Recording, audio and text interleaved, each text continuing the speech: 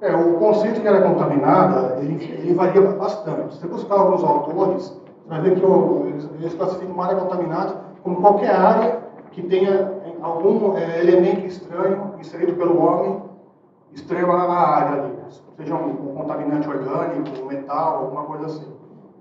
Para a legislação em si, para a área estar considerada contaminada, esse valor tem que ser acima de algum limite.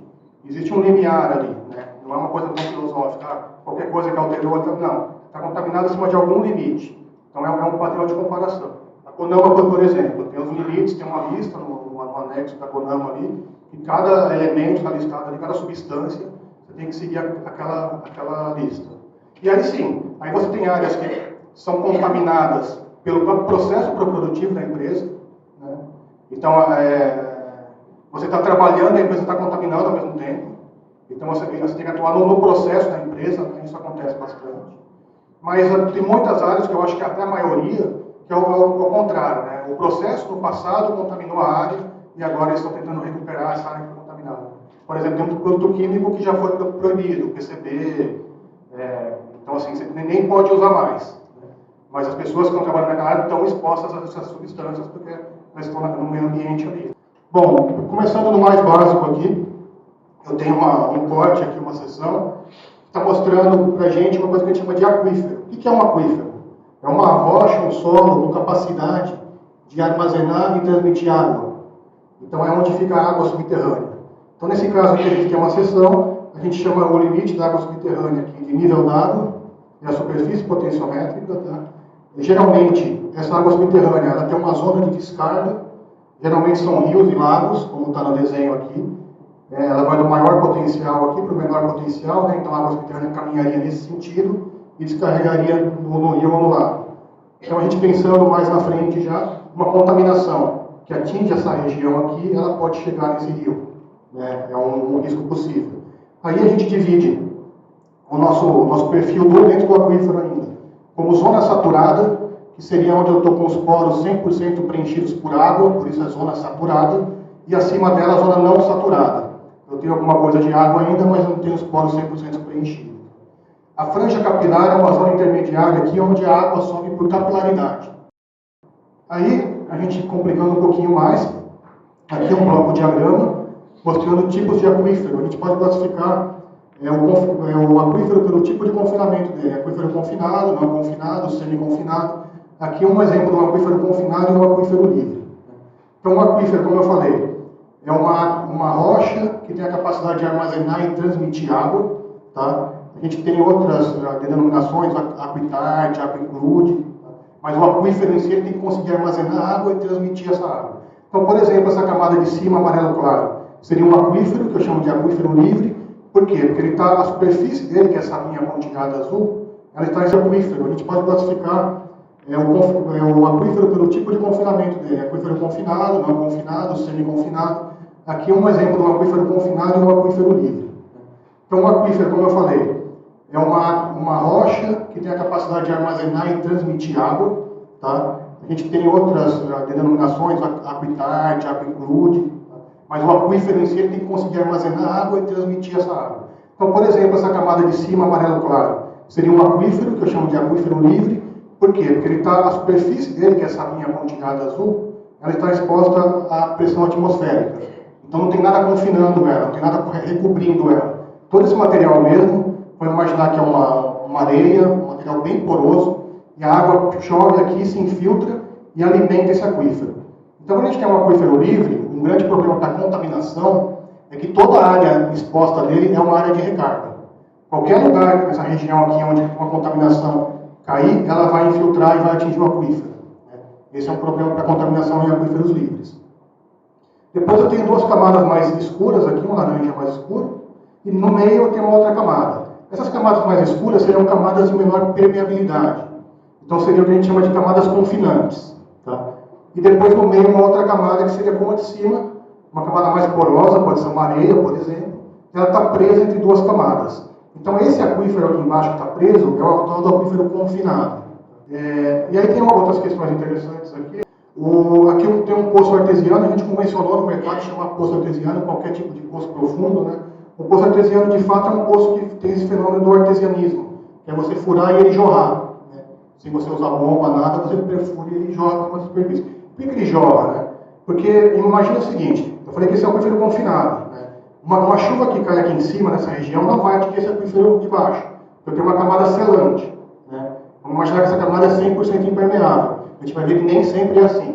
Mas imaginamos que essa camada é 100% permeável. Então, uma chuva que cai aqui em cima vai recarregar o aquífero superior, mas não vai recarregar o aquífero inferior aqui confinado. A única região exposta dele é aqui.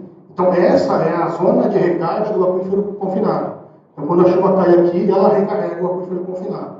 E a água subterrânea, aqui, quando perfura esse poço, ela sobe até esse nível pelo princípio dos vasos comunicantes. Né? Se eu tenho um nível d'água aqui na zona de recarga, né, nessa altura, aqui é para chegar na mesma altura. Ele só não chega na mesma altura porque nesse trajeto todo tem a tal da perda de carga. A água está passando, sofrendo atrito nos poros ali, tem uma perda de carga, então ela chega numa altura que é um pouco menor do que a altura teórica que é essa superfície B aqui. Tá? Já esse poço aqui ele não é jorrante, porque o nível da superfície dele está batendo com a superfície potenciométrica aqui na origem. Tá? Mais um pouquinho de aquífero, eu já vou falar de contaminação. Só para a gente já entrar na contaminação, entendendo essas diferenças. Uma outra classificação que a gente usa, além de aquífero confinado e não confinado, é classificar quanto à porosidade. Essa é uma classificação bem comum, que a gente vê bastante, né? Acho que quem já teve acesso a relatório, ou não sei se tem algum geólogo aqui também, já viu muito disso, né? Falar aquífero poroso, aquífero granular, aquífero fraturado, aquífero fissural. Né? O que significa isso? A depender do tipo de rocha que se formou aqui, ela vai ter um tipo de... ela vai proporcionar um tipo de porosidade. Então, por exemplo, um arenito é uma rocha formada pela acumulação de grãos do tamanho de uma areia, que são grãos milimétricos, ou submilimétricos. Então, se eu tenho esse acúmulo de grãos, o espaço, o interstício entre os grãos aqui, o espaço vazio, são os poros. Então, nesse caso aqui, eu tenho um tipo de aquífero que eu chamo de aquífero poroso, o aquífero granular. A porosidade ocorre no interstício entre os grãos, no espaço poroso entre os grãos. Aqui é uma variação, são todas rochas sedimentares, também no mesmo processo do arenito, só que com granulometria, com textura do grão maior ou menor. Tá? Depois eu tenho um aquífero fissural. Aqui já é diferente, é uma rocha que, por exemplo, subiu a superfície, cristalizou rapidamente e sofreu fraturamento por resfriamento.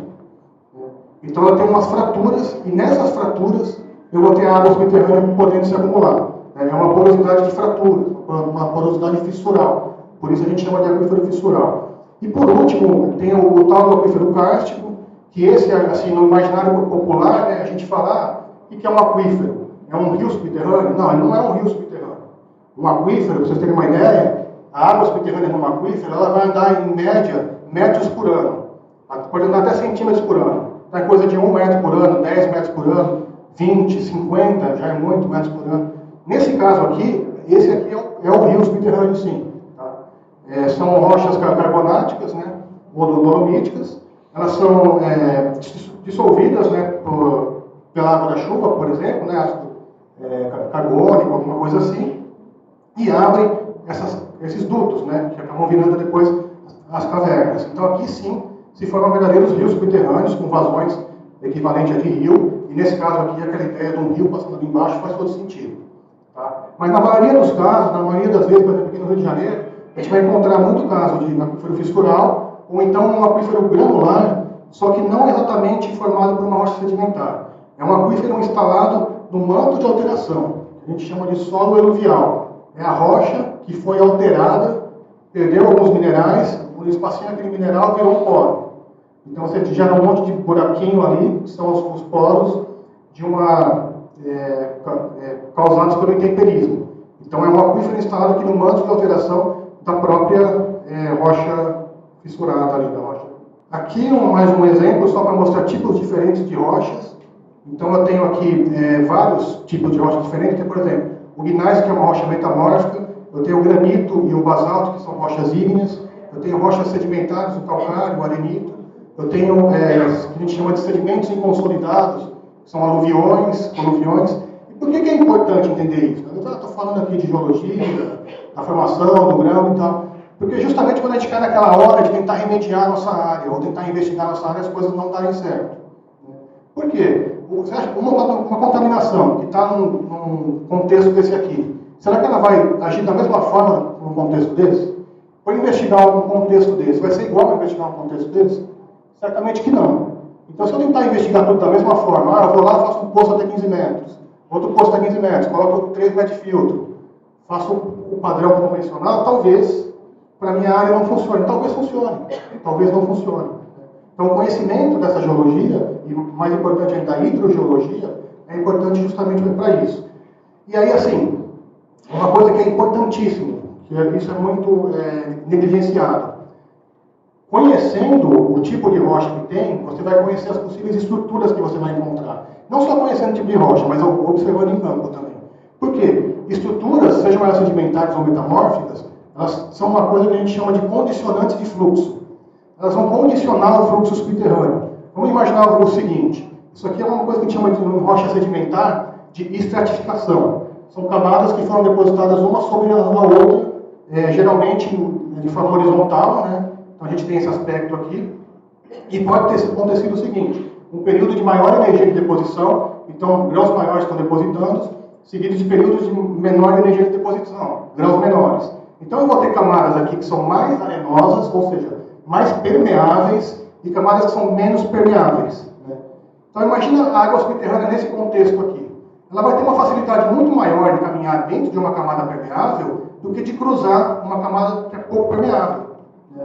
Então isso é um contexto que condiciona o fluxo. Né? Não é o fato da água subterrânea estar lá embaixo que ela vai se comportar de modo ideal. Né? A forma como ela está, onde ela está inserida, que vai nos dizer, né, que vai ter esse comportamento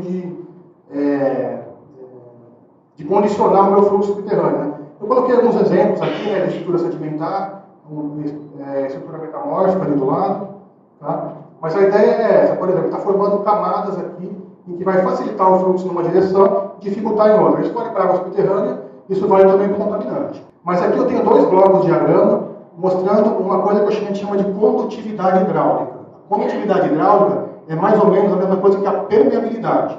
Tá? Então, um K alto, uma condutividade hidráulica alta é uma rocha muito permeável. Uma condutividade hidráulica baixa é uma rocha pouco permeável. Então, eu tenho dois blocos aqui, só que o de cima é composto por dois tipos de material diferente. Vamos assumir que esse do meio é um material mais grosseiro, são grãos maiores, e esse de baixo é um material mais fino, esse de cima e de baixo é mais fino. O mais claro é o mais grosso. E aqui embaixo ele é mais homogêneo. Essa condutividade hidráulica desse bloco como um todo, média, é de 10 a menos 3. Não se importa muito com o número. O que é importante olhar é o seguinte, essa condutividade média aqui é igual a desse bloco de baixo. Tá? As duas têm a mesma condutividade hidráulica. Só que se eu fizer a condutividade do extrato em si, da camada em si aqui, eu vou ver que, ok, esse aqui como é homogêneo, todo ele tem de fato 3 vezes 10 a menos 3, mas esse aqui do meio, ele é 1 vezes 10 a menos 2, e esses dois de cima aqui e o de baixo, 10 a menos 5. Ou seja, o do meio é muito maior e os de baixo é muito menor. O que isso implica na prática, no dia a dia? Isso implica em como a contaminação vai chegar ou não no receptor. Se eu calcular a velocidade média de deslocamento da água subterrânea para esse bloco de baixo, eu chego em 105 metros por ano.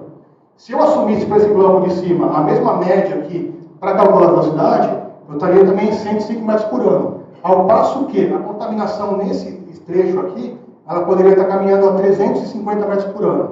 Ou seja, mais de 3 vezes do que eu calculei assumindo a média. Então eu erraria mais de 3 vezes. Né? Eu vou falar que vai chegar a contaminação no receptor que está a 200 metros daqui a um ano, ela vai chegar em 4 meses. Tá?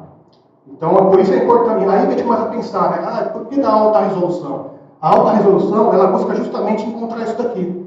Eu preciso encontrar essas camadas de fluxo, que a gente chama zonas de fluxo, e zonas de armazenamento, onde a água vai de fato correr e onde ela vai ficar parada. Como eu mostrei anteriormente, aquela estratificação, as camadas, por isso que é importante entender isso. Depois outra estrutura aqui, a tal da gradação. Né? Às vezes eu olho um bloco, como esse aqui, e acho que esse pacote todo é homogêneo. Né? Esse pacote inteiro aqui é totalmente homogêneo. Só que se você começar a olhar direitinho, aí você tem grãos maiores, vai diminuindo grãos menores, depois aumenta grãos maiores, grãos menores.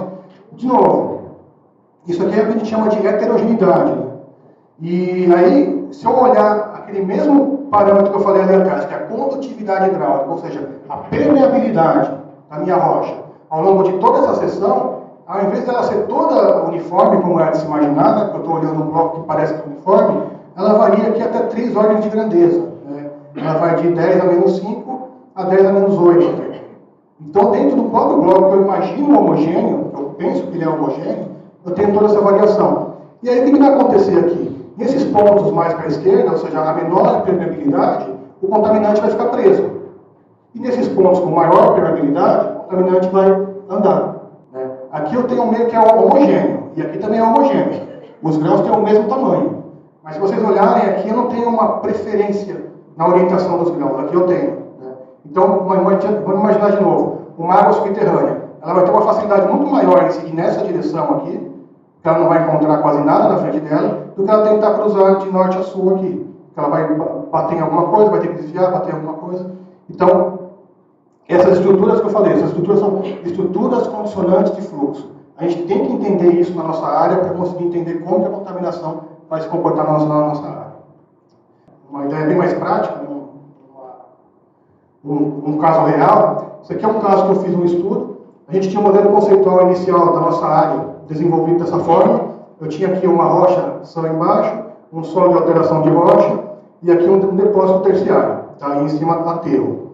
Aí, ok, a gente tinha esse comportamento e tal, e quando a gente começa a traçar uma coisa que são as linhas potenciométricas, em seção, a gente começava a ver um comportamento que do nível inferior para o nível intermediário, a água subia, e do nível superior para o intermediário, a água descia.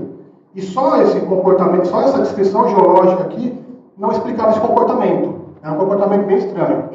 Aí, posteriormente, foi aberta uma cava na área. Quando abriu a cava, a gente conseguiu enxergar uma camada que a gente chama de conglomerática.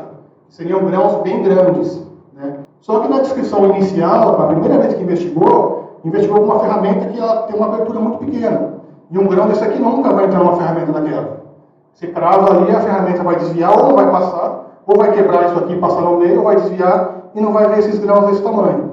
Então, quando foi feita a descrição geológica da área, perderam essa camada conglomerática. Só conseguimos encontrar isso porque foi aberta uma cava, e aí depois a gente foi até verificar na geologia regional, né, que é aquela pesquisa que a gente faz na geologia da região, e fazia todo sentido a ocorrência dessa camada, bem na base dessa camada terciária. E aí, o modelo conceitual geológico tinha explicação. Então, eu tenho o fluxo de água subterrânea subindo do nível desse horizonte menos permeável para o mais permeável, e descendo do menos permeável para o mais permeável. O mais permeável está no meio aqui. Isso explicava o comportamento que a gente viu na área. Tá? E mostrando mais um outro exemplo, a mesma coisa acontece aqui. Ó. Então, tem uma camada mais condutiva, né, mais permeável, ela funciona como se fosse um ímã, ela atrai a água para dentro dela. Né? Aqui eu até recortei um pedaço do Fetter, que é um livro de hidrogeologia clássica, mostrando a explicação, né, que isso realmente acontece dessa forma, e isso aqui vem do micrômetro. Bom, e aí eu falei da hidrogeologia para a gente falar dos contaminantes. E quando a gente fala de contaminante, esse contaminante ele vai cair no meio ambiente subterrâneo, ele vai sofrer dois processos, que a gente divide em dois processos.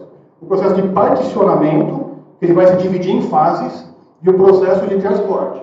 Ele vai ser transportado pela água subterrânea, pelo ar ou pela gravidade.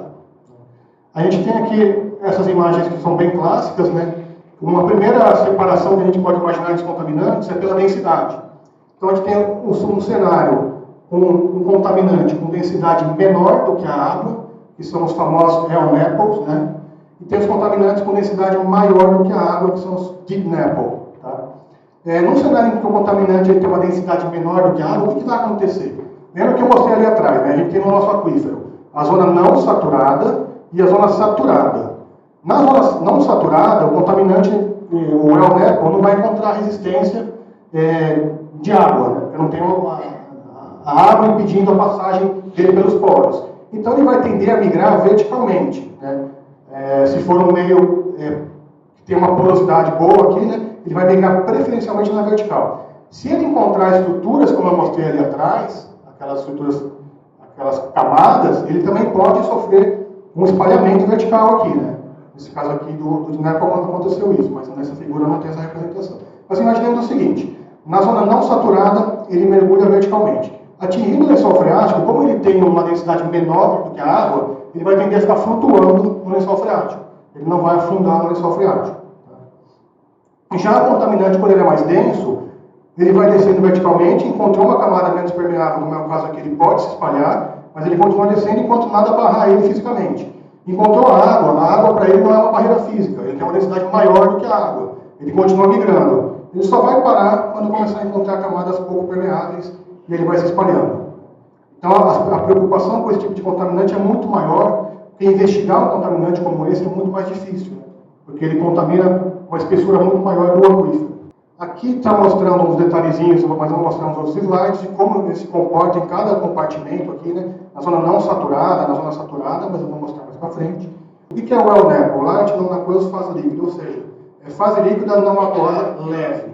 E o DINEPO é outra fase líquida não aquosa densa.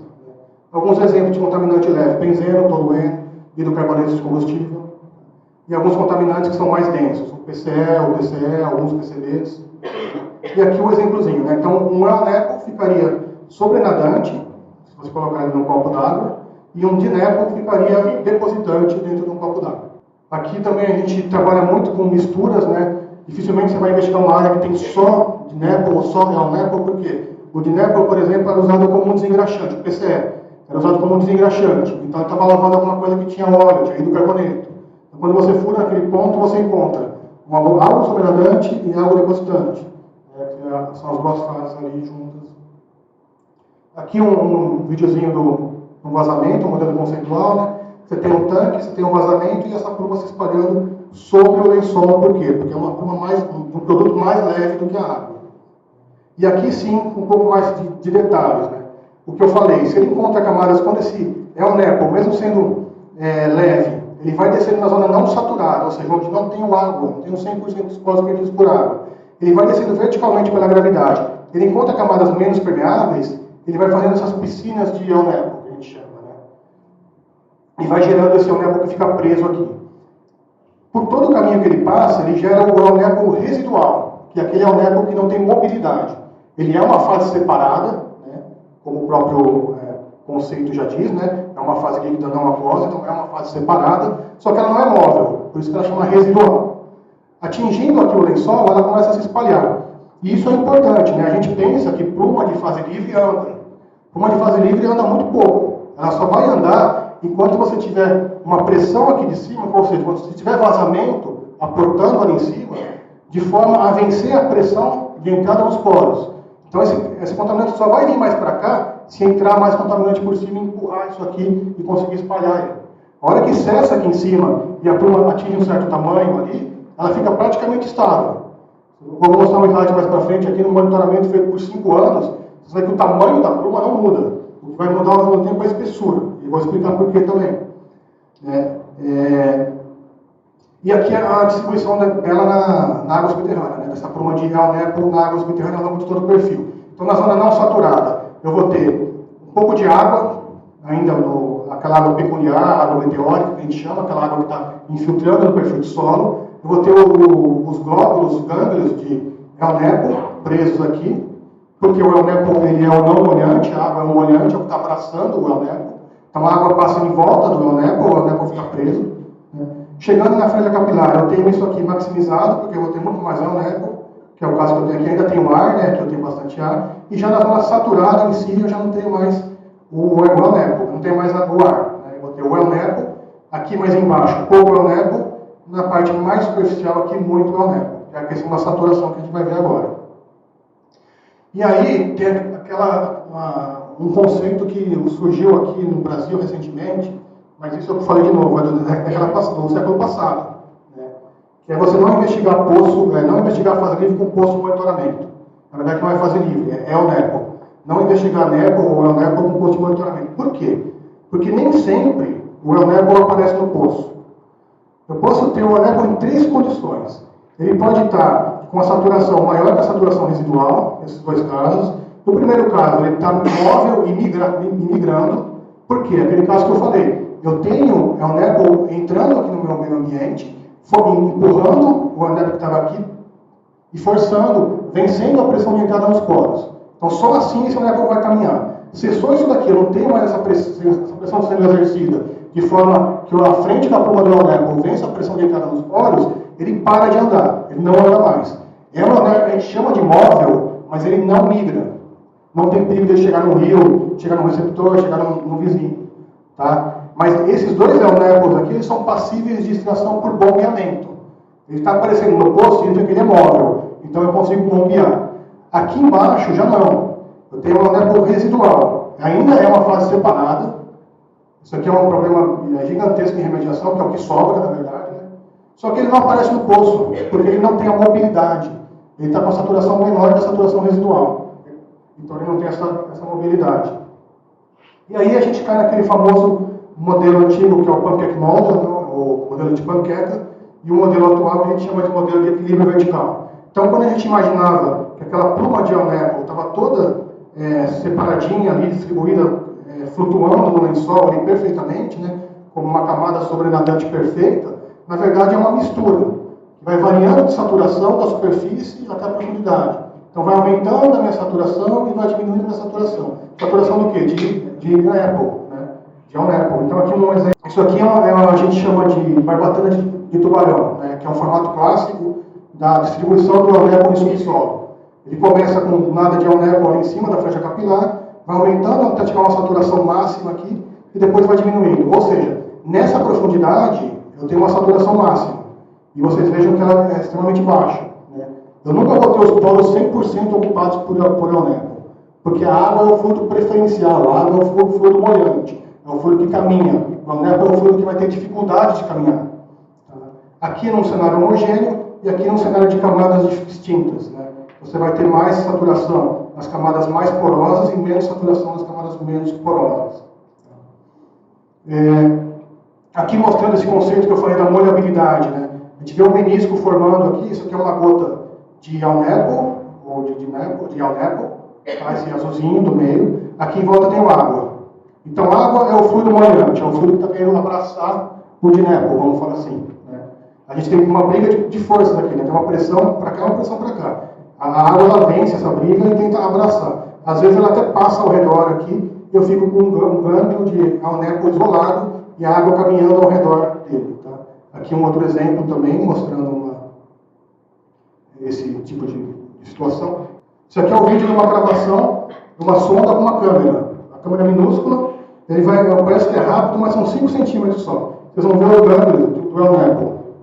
Então ele não está distribuído homogêneo ali. Você consegue ver essas bolhas, né, essas, que a gente chama de gânglio, né, do ionepo perdido no meio do solo. Isso está descendo, parece, pela escala, parece que está descendo muito, mas desceu só 5 centímetros nesse vídeo todo.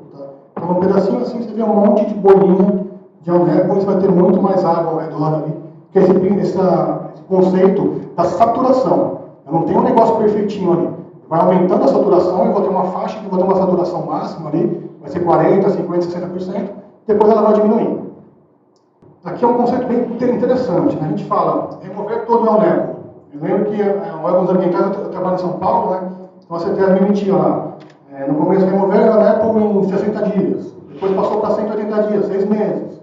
Aí depois passou em um ano. Aí já viram que já não existe mais isso. A gente não consegue remover todo o ionepo. Existe uma dificuldade de remover o ionepo, eu vou mostrar mais para frente por quê também. Mas aí a gente cai num outro conceito. Né? Será que eu preciso remover todo o ionepo? Aí que a gente entra no conceito do risco. Né? Eu remover o ionepo, às vezes eu não estou removendo, eu não estou resolvendo o risco.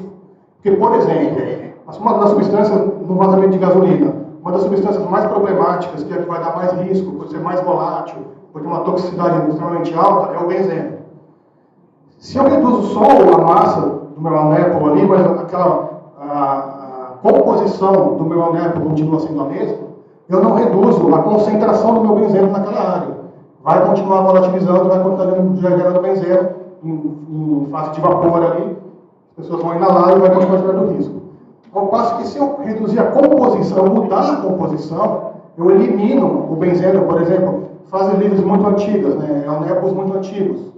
A gente vai analisar no laboratório, só tem TPH. Por que ele só tem TPH? Não aparece mais o BTX, o benzeno tolueno, o benzeno chileno. Porque são os primeiros que vão embora. São os primeiros que se degradam, os primeiros que se volatilizam. Tá? Então a mudança de composição talvez é muito mais interessante do que a própria remoção do ionepo. Nos Estados Unidos eles estão trabalhando com muitas áreas, encerrando casos com o Apple na área. Por quê? Porque eles conseguem provar que o Apple ali não é móvel, está naquela situação que ele não é móvel, não está mais migrando, está controlado, está dentro da área e ele não oferece risco. Ao menos as substâncias conhecidas presentes ali, nenhuma delas oferece risco. Né? Mas isso é uma coisa até a se pensar. Né? Hoje, o que a gente conhece naquela composição não oferece risco, mas a gente não sabe no futuro. Esse aqui também é bem bacana, esse vídeo. Aquilo que eu mostrei, vai passar aqui 5 anos. Ó.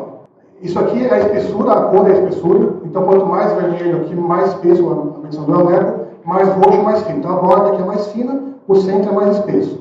Quando a água subterrânea sobe, por aquilo que eu falei, a água ser um fluido molhante no meio ambiente subterrâneo e o Euneco ser um fluido não molhante, a água subterrânea vai passar em volta do Euneco, vai deixar o Euneco lá para baixo e vai subir para uma superfície mais alta aqui em cima. Fica todo aquele Euneco preso ali embaixo. Se eu furar um poço ali, não vai aparecer, porque esse Euneco não é móvel. Ele está preso ali em vários gânglios separados. Por isso, a importância de uma alta resolução. Se eu descer um equipamento como o ORB, que vocês vão ver mais para frente, o ORB vai conseguir identificar exatamente essa fase que está separada ali embaixo do nível d'água. E aí, quando a gente fala do contaminante que eu mostrei até agora, esse comportamento todo, eu estou falando de uma das fases, que é o produto puro, que a gente chama de fase separada, né? Ou é o NEPO ou de NEPO. Só que esse contaminante em produto puro, quando ele cai no meio ambiente ali, ele já começa a sofrer os processos de partição. E aí eu vou gerar essas fases que a gente chama de fase vapor ou fase gás, a fase sólida, que vai ficar presa nas partículas do solo, e a fase dissolvida. Então isso é muito importante, tá? Contaminante puro ali, a gasolina, o diesel, o PCE, caiu no meio ambiente subterrâneo, ele começa a particionar, ele vai gerar outras fases. Tá? Aqui um exemplo de 2 tipos de vazamento em relação à solubilidade, né? Se eu tenho um composto que é extremamente solúvel, ele vai ter um tipo de comportamento e uma baixa solubilidade, um outro tipo de comportamento. Isso aqui está mostrando o quê? Vamos olhar só esse pedacinho do gráfico aqui que eu acho que é o mais interessante. A gente tem essas fases que eu expliquei para vocês, uma distribuição de vazamentos e essas fases na área fonte.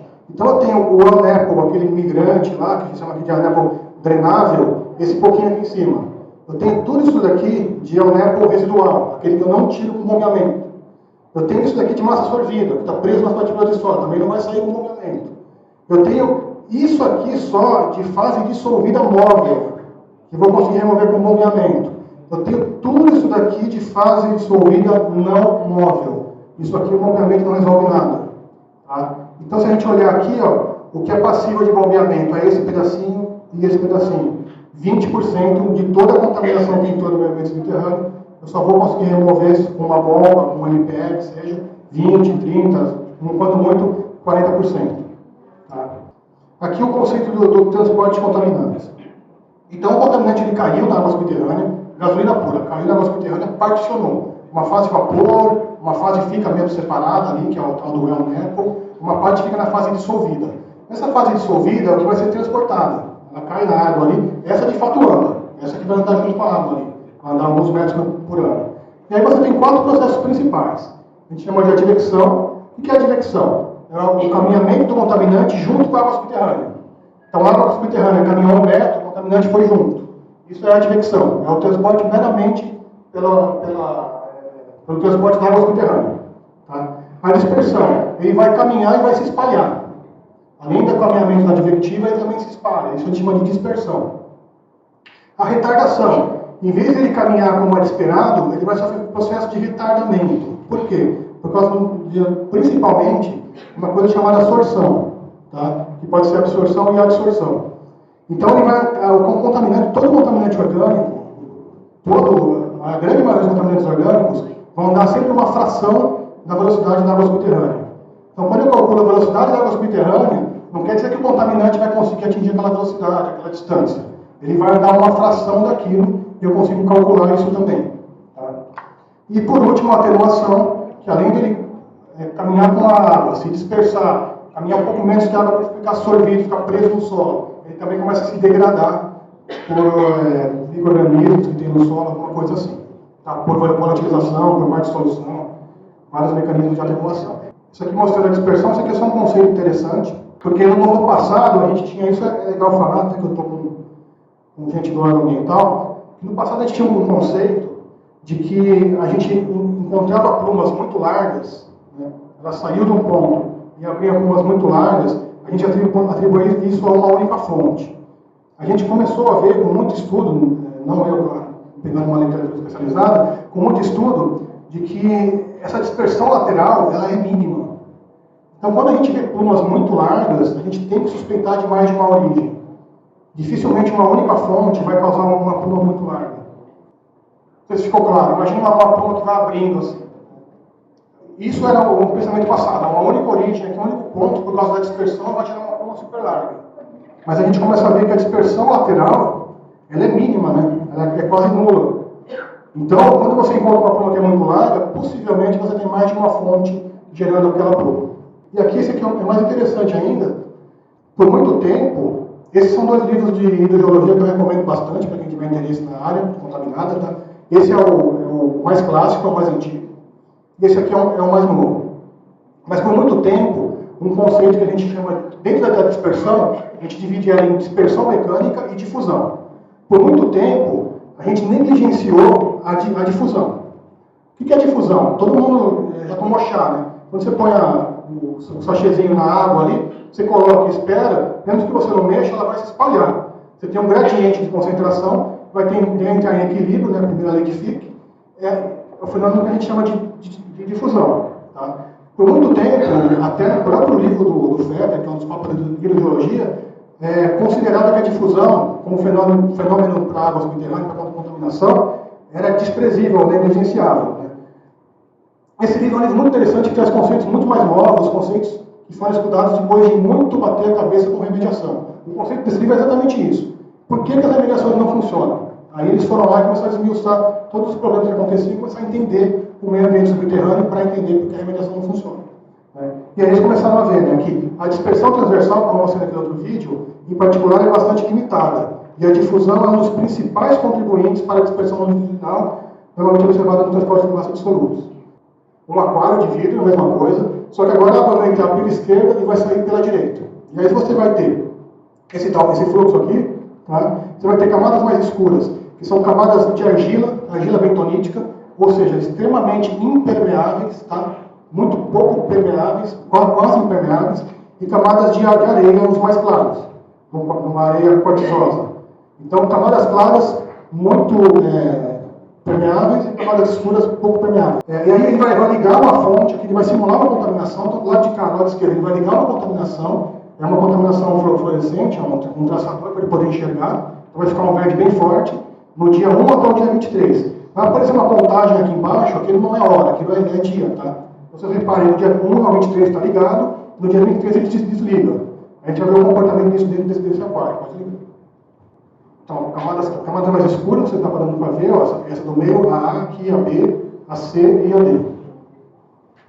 Aí ligou, está passando ó, 1 dia, 2 dias, o contaminante, caminhando preferencialmente nas camadas permeáveis, as camadas de areia. Dentro da argila aqui não tem nada. Só que se reparar bem, aqui talvez a luz não ajude, está começando a entrar, você vê uma aura aqui, ó, de infiltração da contaminação por difusão dentro da camada de argila. Chegou no dia 23 e viu a fonte. Cessou a fonte. A água meio que limpou o que estava na camada de areia. Onde ela consegue caminhar facilmente, ela meio que limpou o que tinha ali, já sumiu tudo.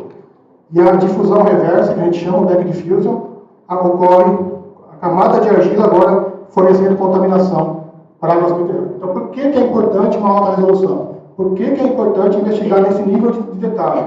Justamente por causa disso. Né? Eu tentar remediar só as camadas de areia vai resolver? E o que ficou preso aqui? Isso aqui vai ser uma fonte eterna de contaminação. Vocês estão vendo que está no dia 57, dá para ver aqui que está saindo contaminação ainda. Tudo que entrou ali vai ter que sair. E vai sair por difusão, né? Uma difusão reversa. Tinha um gradiente de concentração. Primeiro ele era maior do lado de fora, então ele entrou. Depois que a água ficou limpa do lado de fora, agora é zero fora. Então vai tender a ter equilíbrio de novo. Agora ele vai querer sair. Então ele começa a gerar essa contaminação. E para encerrar mesmo, acho que é mais 3 slides, a gente pensar, né, esse processo de formação das fases adsorvidas, ou fase sorvida, que a gente chama, fase livre residual, e fase neonervo separado mesmo. Quando você tem um vazamento, de novo, Na zona não saturada, ele vai tender a migrar verticalmente. Só que a depender da geologia, até como ela mesmo perguntou, o comportamento é um pouco diferente, né? Então aqui ele está representando o tipo de solo, o tipo de geologia, aqui do meu lado, o mais fino, o mais grosso, o mais fino aqui. Então quando o solo é mais grosso, ele vai ter mais fino, uma resistência maior. Então ele vai se espalhar mais. No mais grosso, a resistência é menor, vai espalhar menos. Então imagine esse comportamento todo errático aqui, que obedece justamente o que a gente chama de unidades hidroestratigráficas. Então o comportamento não é todo homogêneo ao longo de todo o perfil. A contaminação vai obedecer essas camadas hidroestratigráficas. Por isso que é importante o conhecimento da geologia, por isso que é importante o conhecimento daquelas estruturas que eu mostrei lá atrás. Isso são estruturas que condicionam o fluxo, né? A gente olhar aqui, a mesma coisa. Esse é um outro vazamento de Dnepr, como sendo mostrado aqui. Ele não desceu verticalmente aqui, por quê? Provavelmente por heterogeneidade, né? Provavelmente porque eu tenho alguma coisa condicionando o fluxo lateral aqui. Nas zonas não saturadas, é de se esperar que isso aqui migrasse totalmente na vertical. Mas ele vai se espalhando, por quê? Porque ele vai encontrando dificuldade naquele sentido e facilidade no outro sentido. Então ele começa a se espalhar. Caindo na água, a mesma coisa. Como ele é mais denso, ele vai continuar afundando, mas ele vai encontrando camadas menos permeáveis e vai se acumulando também. E isso gera ponte de fase dissolvida. E aí ele pode entrar no fraturado aqui, que é uma complicação maior. E aí, para encerrar de vez, de novo pensando na alta resolução. Imagina um caso desse, vazou um Dnepr aqui, formou os pools, que a gente chama, né, as piscinas de Dnepr. Por quê? Porque eu tenho camadas menos permeáveis segurando o Dnepr aqui. O Dnepr vai dissolvendo, vai gerando essas fases dissolvidas. E aí eu venho lá de cima e faço poços em vários níveis. Se eu olhar um negócio desse aqui por cima, olha a loucura que é. Eu estou andando, eu encontrei 5 miligramas por litro. Eu ando mais um pouco, 35. Ando mais um pouco, 3. Ando mais um pouco, acaba. Depois eu ando, volta 1. Depois eu ando, sobe. Como que isso está acontecendo? Eu estou pegando camadas, níveis estratigráficos diferentes. Eu estou investigando compostos em profundidades diferentes, querendo entender uma coisa que tem 2 dimensões em uma dimensão. Ou uma coisa que tem 3 dimensões em 2 dimensões. Esse aqui é o problema aqui. E por fim, a questão do poço. Poço com seção filtrante muito longa, né? O que pode acontecer? Você pode diluir a sua contaminação. Como eu falei que a contaminação está caminhando naquele tubo de fluxo, eu tenho uma contaminação que está seguindo aqui com mais ou menos 1.100 miligramas por litro, chegou aqui para o processo de atenuação e tal, com 210, é esse trechinho aqui, mas quando ela cai em toda essa camada aqui, tudo nesse monte de água aqui, né, que está entrando por aqui, por aqui, por aqui e por aqui, isso vai ser diluído. E aí lá em cima a concentração é em 20. Então será que essa amostra é representativa dessa camada? Né? Ela é representativa dessa mistura toda aqui, não só de onde está. Então por isso que os órgãos ambientais têm recomendado diminuir a seção filtrante para 1 metro, meio metro, justamente para evitar esse tipo de comportamento. Obrigado, gente.